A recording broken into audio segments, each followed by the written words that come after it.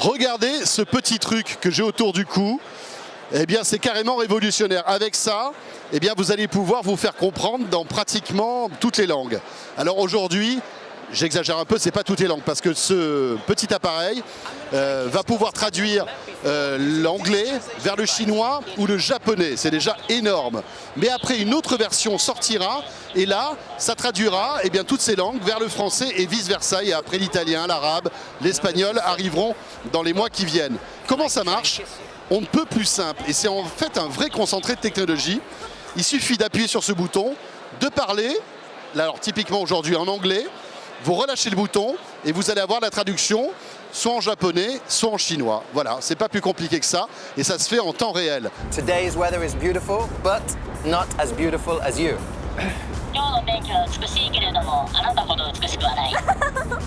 n'y a pas besoin de Wi-Fi, il n'y a pas besoin de Bluetooth, il n'y a pas besoin de 4G. Tout en fait est dans la mémoire de ce produit. Vous l'achetez comme ça, vous le rechargez avec le petit port USB qui est là.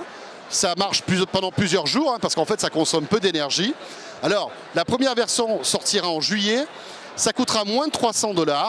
La première version en fait permettra la traduction que vers le chinois et le japonais, mais la deuxième version qui sortira un petit peu plus tard inclura la langue française. Donc c'est quand même assez intéressant. Ça a eu un prix donc au CES. À suivre, parce que franchement, regardez, dans ce petit truc, eh bien, on va pouvoir ça comprendre, peut-être à terme dans tous les pays du monde. Je trouve ça génial.